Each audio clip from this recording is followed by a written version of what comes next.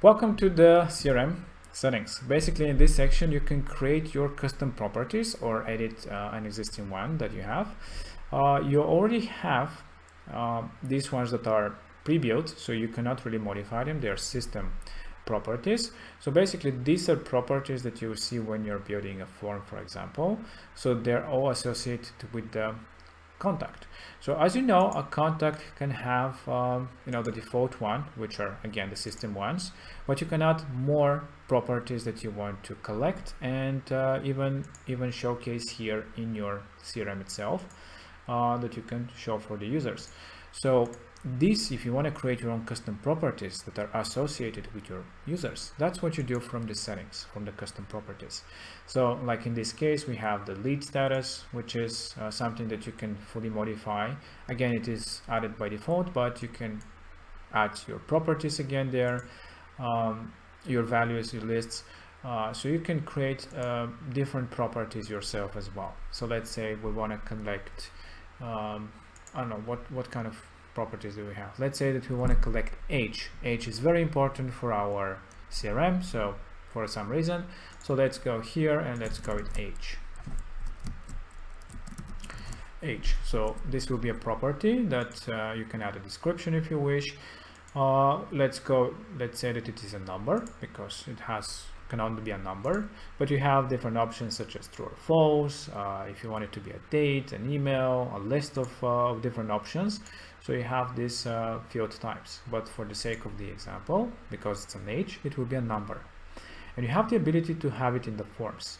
So this is important. So if you want to collect this property, you want values when somebody fills a form to actually this value to be associated with the contact, you have to use this property in the form. So click on save property, and that will now create the age at the bottom. So it's a number. So yeah, this is it. This is how you create an age property. So when you go to the contacts now, we'll see that Sarah. Now the demo one, you have the age at the bottom. So this is how you create properties, and all of them will be listed at the bottom as options. And of course, if you want to show the age here, you can just select it. It will show as part of the columns. So this way you can organize your properties easily from here, and I'll show in a moment how you can use them in a form. The other thing you can manage is the tags.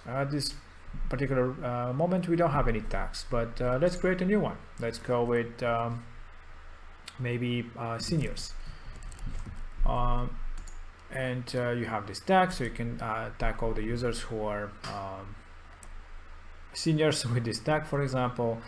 View all the users that are being tagged with this tag. So you can create different tags this way, or you can also create tags from here. So when you add a tag, you can just create a new one. We can assign the senior to this person, create a new tag, like I said, if you wish. And this is for organizational purposes that you can do in the settings. And the membership settings, this is for the membership itself. If you want to allow registration for membership, member approval, notification, and to which group you want to assign to people when they're signing up for your membership area. This is the member registration for your site or funnel, if you want to modify these settings. So how do you use the custom properties, which is very important if you want to collect this data from your website. So when you have a page, let's go to a page that we collect information, let's say appointment, and this we have a form.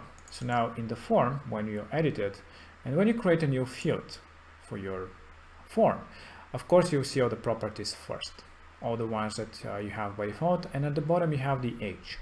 So now if you want to collect and associate the age with the actual customer, you just add as a property, because if you add it as a normal text field, it won't be associated with the age property itself. You can still create different fields, but this will not be, again, you'll collect this information, you will store it, you have it, but it will not be as a property of the user itself. So if you wanted really to have it as part of their profile, just make sure that you create them as a property first, and then added to the form itself. And this is it. This is how you set up your custom properties, manage your tags, of course. Now we can click on view and you'll see Sarah because it's already tagged with it, and the membership settings.